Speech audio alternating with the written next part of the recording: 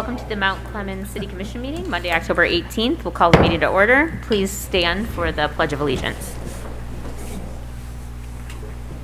I pledge allegiance to the flag of the United States of America and to the republic for which it stands, one nation, under God, indivisible, with liberty and justice for all. Roll call, please. Campbell. Here. Fournier. Here. Goodnow. Here. Hammond. Here. Crop. Here. Menser. Here. Voorhees. I'll entertain a motion to excuse Commissioner Voorhees. Motion to excuse Commissioner Voorhees. Support. Roll call, please. Campbell. Yes. Fournier. Yes. Goodnow. Yes. Hammond. Yes. Crop. Yes. Menser. Yes. Okay. Moving on to agenda item 4, announcements, acknowledgements, communications, and reports. We'll have a proclamation honoring with the Kiwanis Club of Mount Clemens. Do we have anyone here today representing the Kiwanis Club? All right. Well, I'm sure we'll be able to present the proclamation at one of their meetings, but we'll go ahead and read it. Whereas the Kiwanis Club of Mount Clemens was chartered in 1921, and whereas the Kiwanis Club of Mount Clemens, through guidance and example, works to make a difference in our community and develop future generations of leaders. Whereas membership is made up of local business owners, community leaders, and caring individuals that want to give something back and make an impact in the world. And whereas through their service and financial contributions, they make a difference by supporting organizations like Wigs for Kids, the Salvation Army, the Anton Art Center, State Highway Cleanup. And whereas the Kiwanis Club of Mount Clemens has been changing lives, helping those in need, and providing much needed support to organizations that make our city, community, and a world a better place to live for 100 years. Now, therefore, I, Laura Kropp, Mayor of the City of Mount Clemens, on behalf of the City Commission and all our citizens, do hereby recognize the history of the Kiwanis Club of Mount Clemens and join in the celebration of their 100-year anniversary. All right, we will move on to item B, which are quarterly department reports. There are numerous reports listed. Does any of the commission have any questions or comments about those reports? Yep. Go ahead, Commissioner Menzer. First of all, I really like the Community Development Department 2020 annual report, but there is some things in here that I was, really impressed with. The difference in permit revenue between 2019 and 2020, $334,000. That's pretty massive. And so I made a note of that. And I made a note of the rental inspections. The rental inspections were 723 for 2020. And I'm glad to see that. And I was wondering why, if we did 723 rental inspections, we only had 305 CFOs. So I just wondered what happened to the other 418. And in here, if you look at code enforcement on page 18, we did 463 less in 2020 than we did in 2019, and we did 571 less than we did in 2018. Mm-hmm. And so I'm disappointed that the numbers were so low. And in addition, I'm looking at in the back, it lists the committees and what the committees have done, and there's no committee report for beautification or traffic. Commissioner Menzer, I will take the liberty of answering a few of those questions. One of them, I know some of those reports were many of the boards and commissions of the city during 2020 especially did not meet at all and did not have any activity because of COVID restrictions. And also, many of those numbers are down significantly because of COVID. I believe that we can ask Mr. Tingley, is he on our Zoom call, about the actual numbers, especially for the rental inspections. I'm assuming the C of O numbers don't exactly align with the rental inspections because we also do a yearly inspection, but we don't have to grant a C of O every time. But I will defer to Mr. Tingley. Well, code enforcement is Well- primarily outside. But so- rental inspections is what I was referring to. Okay. Mr. Tingley can answer. Yeah, I'm here. Can everybody hear me? Yes. Okay, so in terms of the rental inspections, that number is not going to equate with the certificates of compliance that are granted on rental properties. We might do multiple inspections just to get a property certified. And as far as the code enforcement, our numbers were down, obviously, in 2020 due to COVID restrictions. And the numbers so far in 2021 are more tracking with 2019 than 2020. But isn't most code enforcement for outside? And so how would code affect outside blight enforcement? Well, we had staff that was primarily working from home for several months. They were not able to get out in the field as much. Right. For several months, code Yeah. enforcement were not Yeah, that doesn't here. make sense to me, but, okay, thank you. Staff did not return until the office until June 2020, so. Anyone else have any questions or comments? Okay. I would like to see that report earlier, though. So it goes through the end of December, and if we could get that, I mean, now we're 9 months into 21, so it's almost old news. It would be nice if we could get that like in the first quarter or something after the end of the year. Do we know what the typical annual report is done? I do my best to get it done as quickly as I can. And there are other things that take precedence over the report, obviously. Okay. One other comment is I will have the sheriff's department quarterly report on the next agenda. Okay, and I think I have Commissioner asked, Rentzer, go ahead. I've asked previously for the Housing Commission report and for a separate report on vacant commercial building ordinance. Just in perusing the statistics for enforcement, there are a lot of vacant commercial buildings on that list: 95 gross spec, 99 gross spec, 67 Cass, 171 North gross spec, or Gratiot, I'm sorry, 46 Macomb, 84 Macomb. So I would like to see a vacant commercial building report.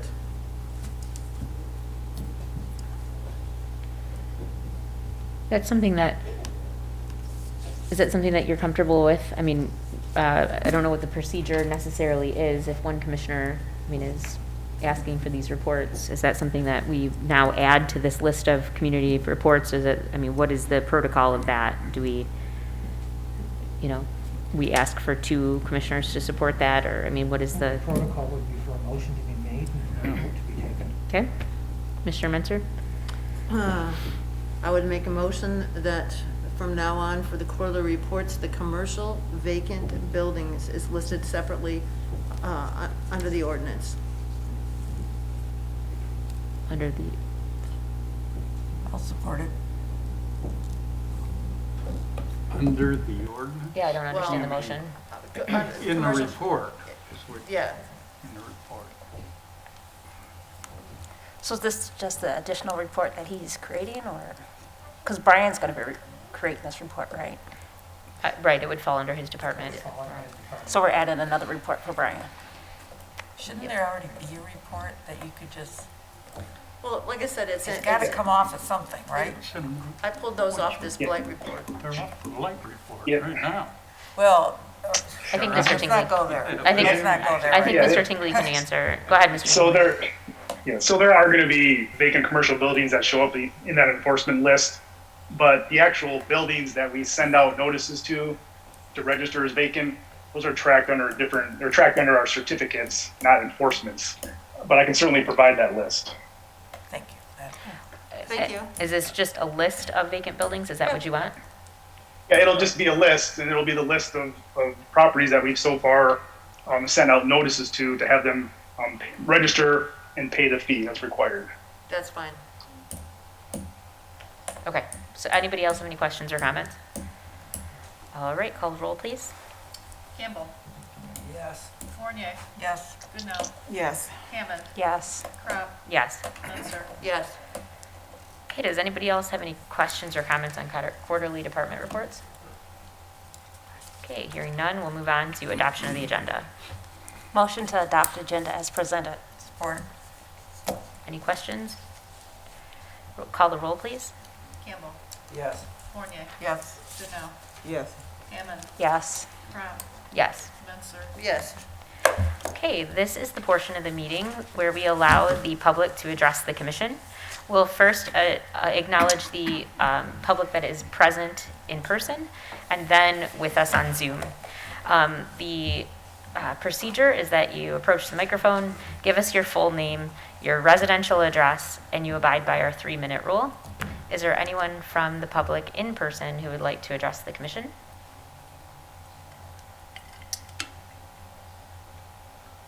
Okay, hearing none, seeing none, we'll go ahead and go to Zoom. Okay, wow, all right, great. All right, we'll move on to agenda item 7, administrative responses to issues or questions raised during previous meetings. Mr. Johnson.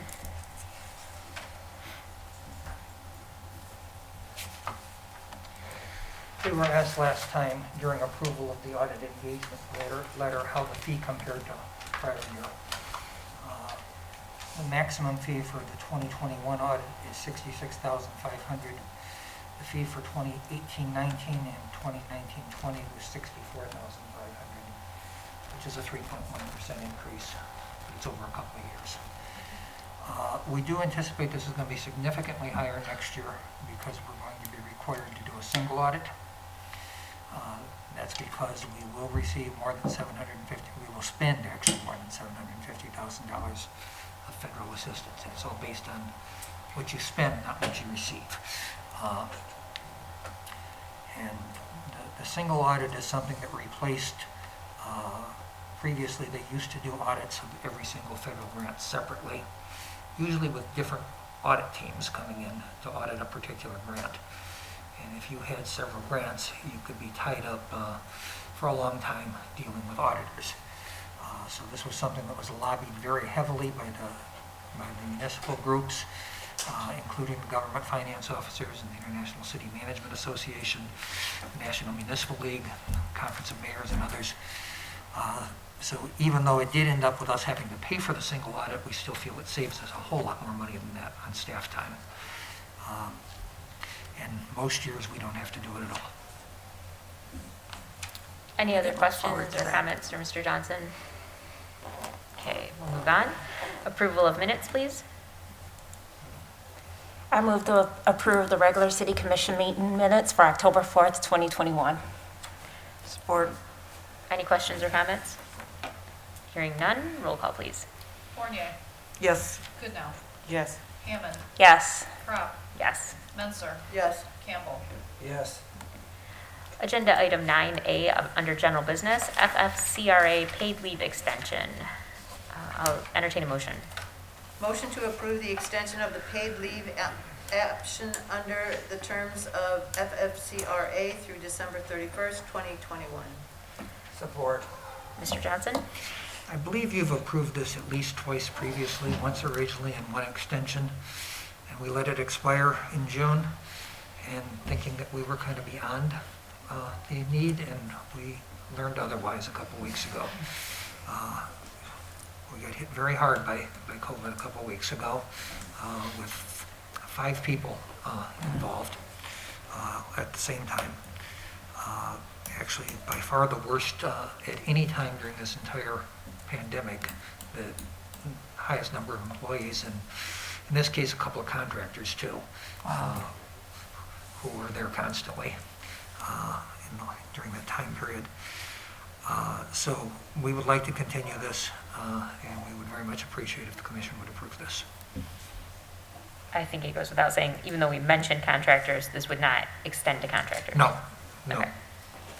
This is for employees, but it's very important that we be able to provide paid leave to people with COVID or COVID exposures, because we don't want those people here. We want them off on leave. Absolutely.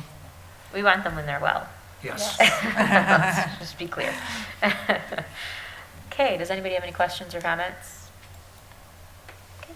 Hearing none, let's call the roll. Goodnow. Yes. Hammond. Yes. Crop. Yes. Menser. Yes. Campbell. Yes. Fournier, Yes. Okay. Agenda item 9B, firefighter badge presentation. I don't think we need any motions or anything, so we'll go ahead and turn it over to Chief Shipman. It doesn't, but it's still working. Go ahead. Does it work? Yeah. Okay. It doesn't magnify here. It just We'll goes, hold this off here. I'm a mover. okay. All right, good evening. I'd like to have firefighter Ricardo Luna, firefighter Noah Lessner, and firefighter Brett Lepley come to the front, please.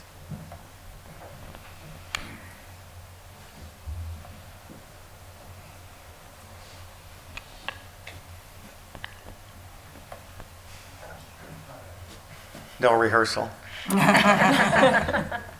So these three gentlemen you have before you this evening are about to complete a journey that started a year ago, a journey that began when they accepted the position to be a Mount Clemens firefighter. But all that earned them was a chance to prove that they deserve to be here. And you can see that they have no badges on their shirt. And this is the helmet that they wore. If you look at their shield, it's orange, and it merely says probationary firefighter. I have 3 badges, 3 individual numbers on it. These are their helmet shields. Those were kept in a display case, each and every one of those 365 days for these gentlemen to see. And they were told if they wanted them, they would have to earn them. And they would earn them by completing a rigorous training schedule for each one of those 365 days. That schedule would get harder and harder each day. And they were expected to rise to the occasion and the demands of the training. At the end of a year, we reevaluate them. If we feel that they haven't earned the right to work for this department, they are dismissed and relieved of duty. I'm very proud to say that all 3 of these gentlemen tonight have earned the right to work here. Now I want to be clear, because this journey is ending, all this is doing is starting yet another journey for them. A career-long journey, a lifelong journey, to rise to the excellence that this department demands, to rise to the excellence that our residents deserve. So in keeping a tradition, we like to let our firefighters' better half, and believe me, they're their better half, pin their badges on them whenever they earn one by making probation or if they're promoted. So if I could have Lauren please come up.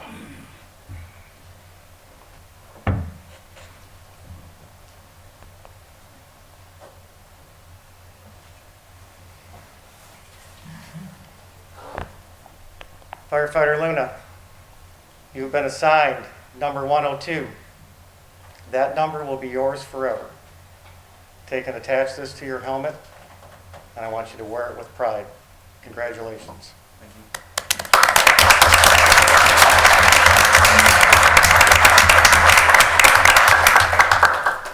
Can I have Maddie come up, please?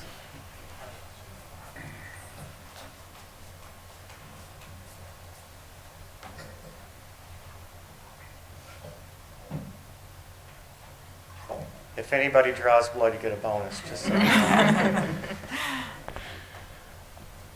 Firefighter Lessner, you have been assigned number 103. This will be your number forever. Attach this to your helmet and wear it with pride, sir. Thank you, sir. Congratulations.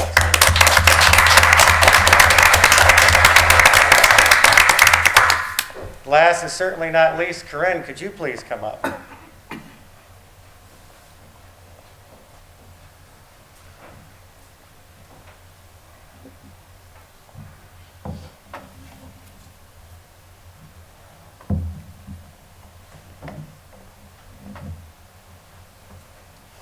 You can do it, man.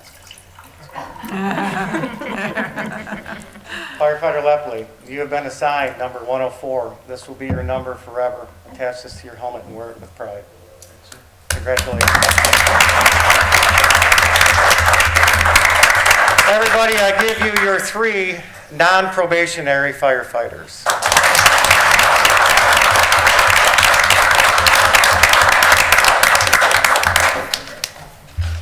Excellent. Congratulations. Thank you very much, gentlemen.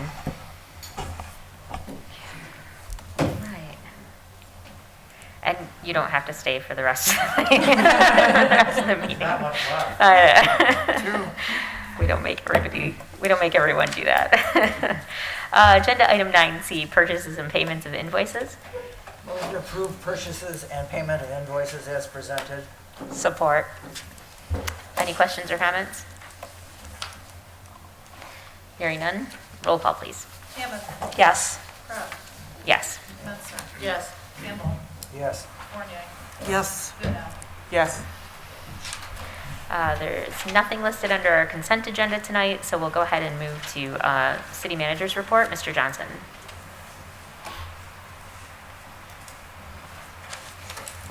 Okay, I've got a couple of additional items that I'll start with. Actually, I think I did list the Santa Parade on here.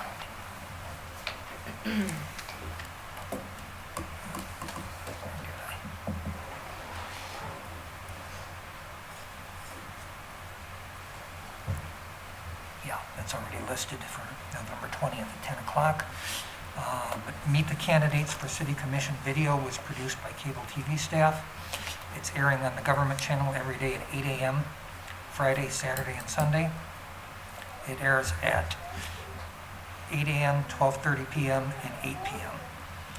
It follows the State of the City address, which airs the hour before. Both programs are on our YouTube channel, youtube.com/c/BathCityBeat. Links to the video are on the city's website. Several of my departments were tied up a good bit of last week dealing with bank issues because of the merger or acquisition of TCF Bank by Huntington Bank. But it's created a ton of problems for city departments, most critical of these related to payroll direct deposits, deposit of change from parking meters, and we haven't even gotten into issues with statements yet. So Wonderful. we'll see how that works out. If you've looked at anything in the news, or if you want to look at anything in the news, just Google either of those bank names and you'll find all kinds of people having problems because of this bank merger. I don't really understand why, because I've been through many bank mergers and none of them have ever affected me at all, or my organization. Including we were with Chemical Bank to TCF Right? and Community to Chemical, so, and there were not these issues, so. Are we looking into? We are looking, but Cliff got a call from one of the bankers that he approached, and the response was, "I'm sorry, we can't take your business." Goodness. Because we don't have any place to invest the money that we've already got right now. That They can have too return much money. anything. Must be a nice Crazy problem. world. This is an entirely different world than anything I've ever faced before. Yeah. I can actually go back far enough that I can remember getting 22% on short-term money.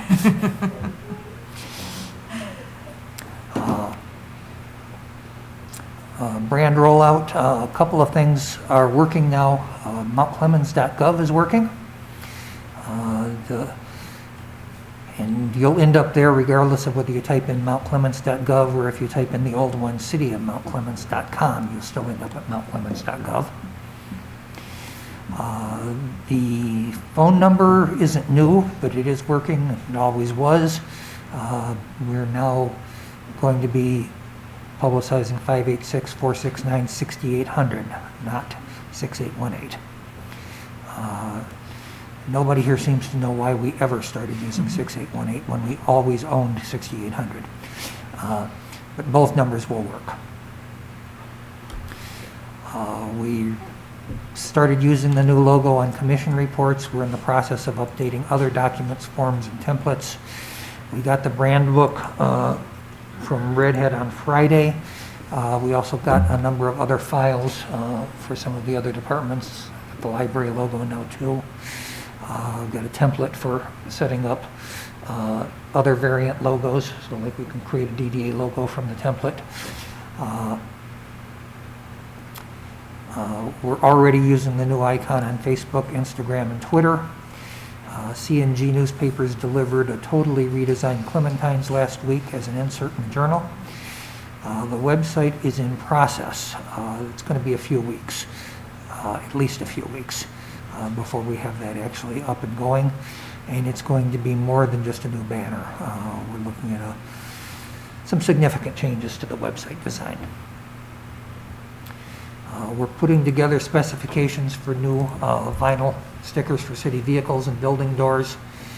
We're looking at logo clothing and other merchandise as well. But right now, it's our intention not to inventory any product. What I'd like to do is either use local stores if they're interested and/or internet-based services and not be involved in actually any retail sales here.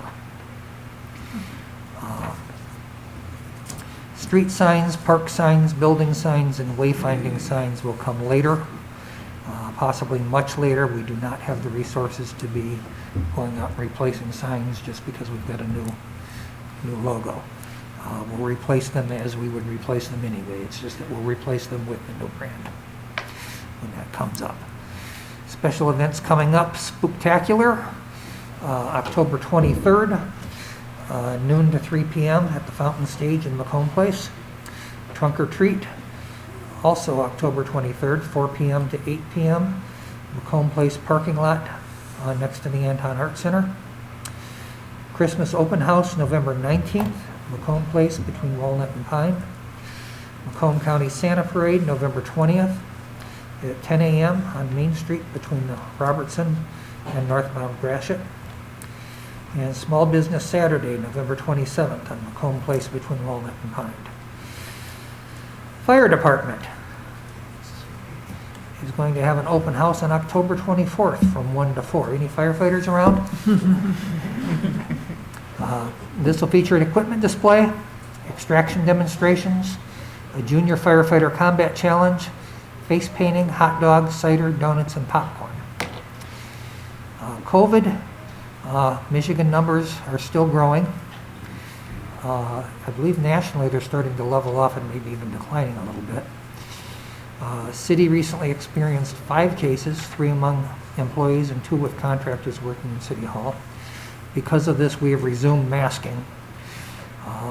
Macomb County's rate of new infections is growing and is significantly higher than Wayne, Washtenaw, or Oakland counties. Everyone in Macomb County age 12 or older is eligible to receive a COVID vaccination. For more information, please visit Macomb County Vaccine Central. There's a link in the agenda for that. And then we have a list of things that we already have scheduled for future agendas. A few additional things have already been added to it since then. Anybody have any questions or comments on Mr. Johnson's report? Okay, hearing or seeing none, we'll go ahead and move on. This is the second opportunity for the public to participate and address the commission. We ask first, of course, in person, then we'll move to Zoom. We ask that you come to the mic and give us your full name and your residential address and abide by our 2-minute rule. Is there anyone in person who would like to make a comment to the commission? Hearing or seeing none. Patrick, I'm seeing you gesture. Nobody on Zoom?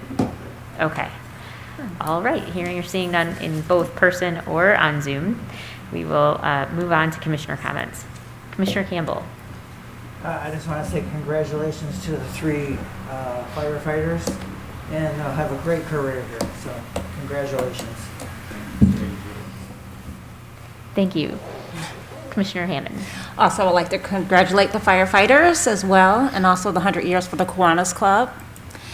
And also today we lost someone great, General Colin Powell. I want to extend my sincere condolences to his family. He was a history maker, a modern-day Black hero, a 4-star general, and the first Black American Secretary of State. He also earned the Presidential Medal of Freedom twice. I have a quote from General Colin Powell. If you are going to achieve excellence in big things, you develop the habit in little matters. Excellence is not an exception, it's a prevailing attitude. And may he rest in peace. Also, we have a local hero, Carl Hay, a Mount Clemens resident, was recently recognized in the Michigan Heroes Project. Carl is a positive role model for not only his own children, but also for many others. He mentors, coaches basketball, at times with his youngest daughter and a carrier on his chest. He organizes food distributions, youth programs, and more, and works hard at it all. He describes himself as a coach mentor for everything from life to basketball for the youth of the community. He helps runs an after-school program to give local kids a place to gather, complete their homework, get a healthy meal, and also have fun. Carl's life experience is very wide-ranging from location to career. He's a business owner, musician, author, and it gives him a valuable perspective that he readily shares with those around him. During COVID, he has helped to keep community youth active by pivoting a local pilot program for recreation to become an on-demand lending library for families to borrow recreation equipment for home use delivered directly to their doors.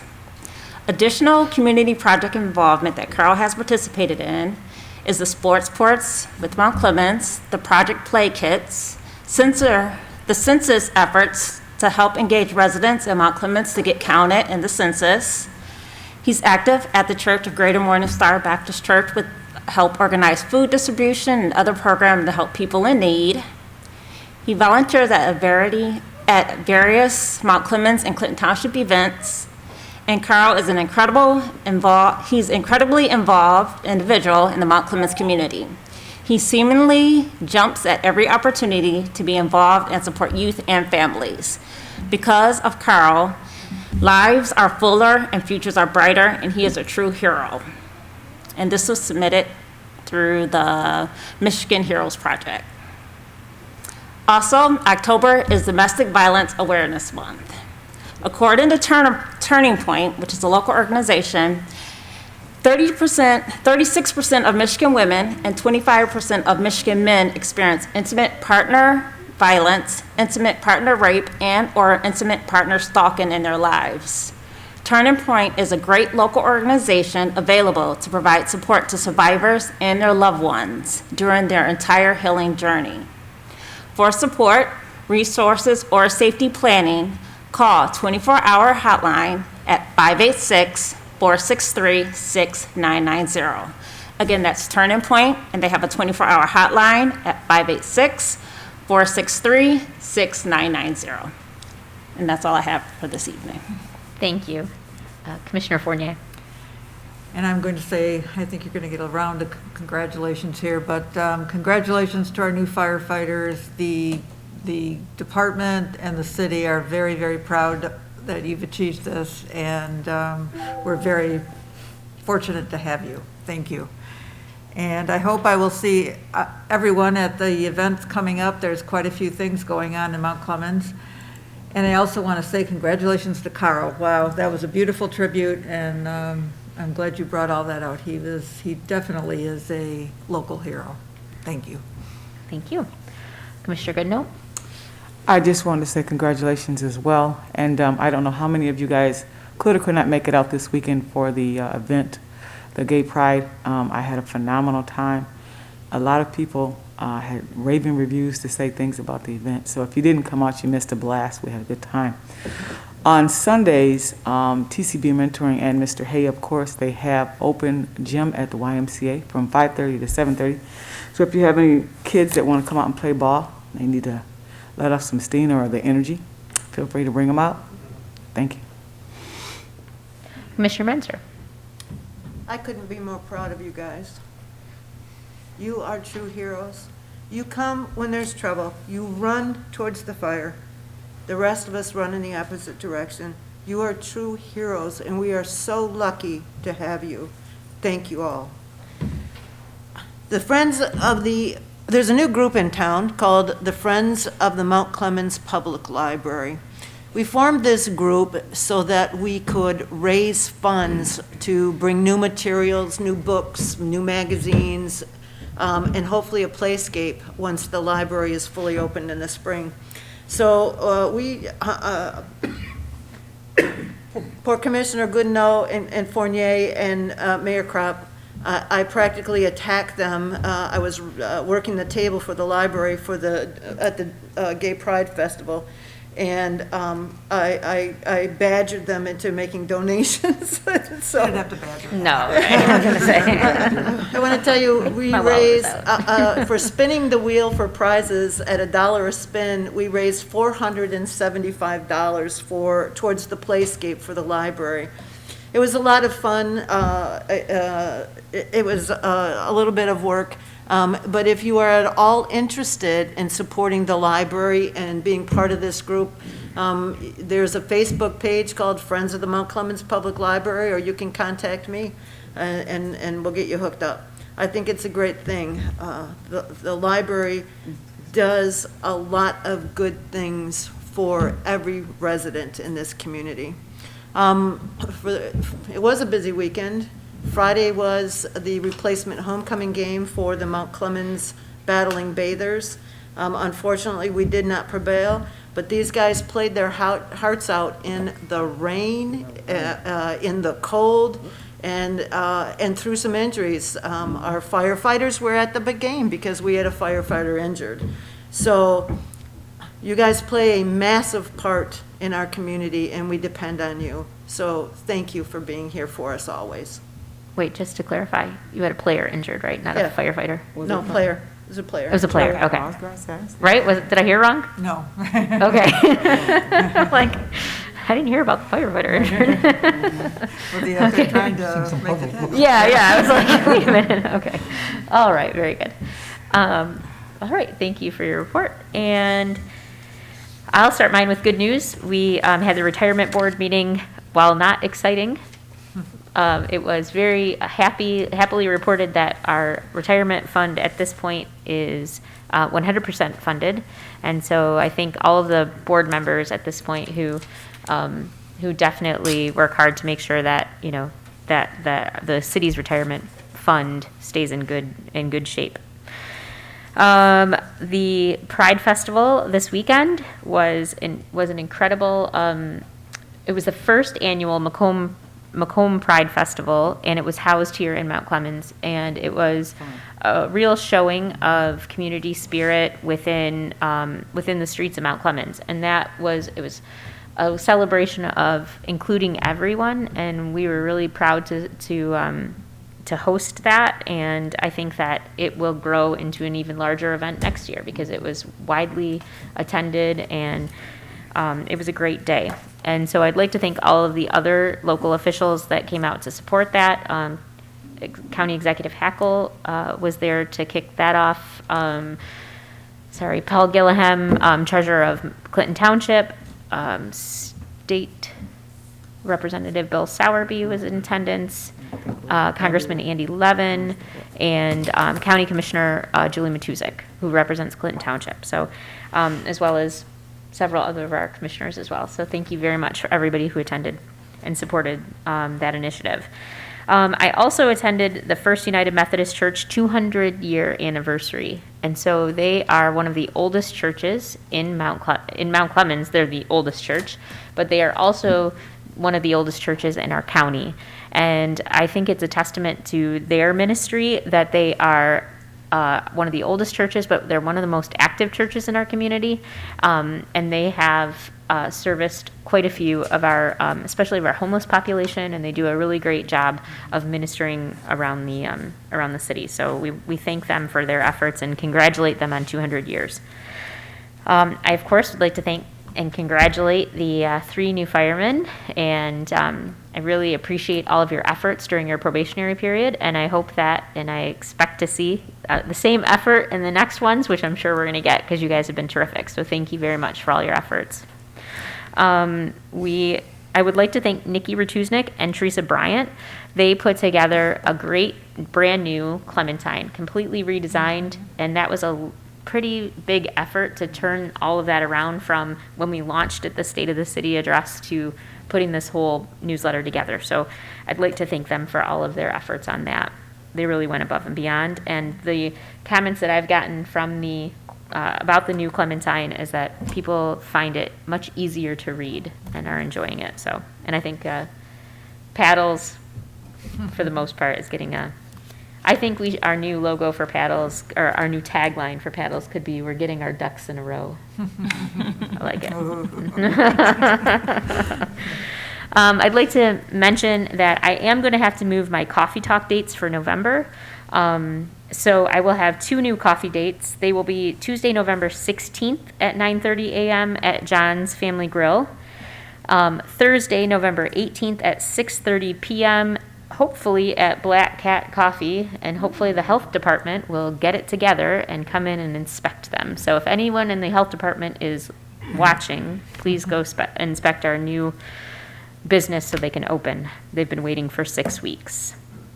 So, also, November 20th is the Mount Clemens Santa Parade, and we are looking for others to join us in volunteering and to walk in the parade. If you have an organization that's interested in walking in the parade, we would love to have you. We are making it very easy this year to participate. If you go to mountclemenssantaparade.com and you want to spell out MOUNT, not MT. So MOUNTCLEMENSSANTAPARADE.com.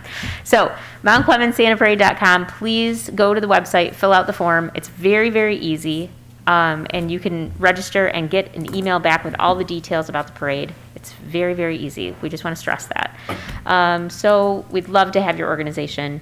We'd love to have all of our commissioners walking in the parade. You don't have to fill out the form. And with that, I will go ahead and move to, I guess we don't have to move, but I guess we will take a 5-minute recess because we're going to move into closed session. So we'll take a 5-minute recess, we'll say our congratulations, and then we'll come back. Do we? To go into closed session, we do. Okay. Go ahead. Motion. I move that we go into closed session Support. after a 5-minute Oh, break. for the purpose of, To discuss pending litigation. To discuss pending litigation. Support. Okay. all those in favor? Aye. Anyone opposed? Okay.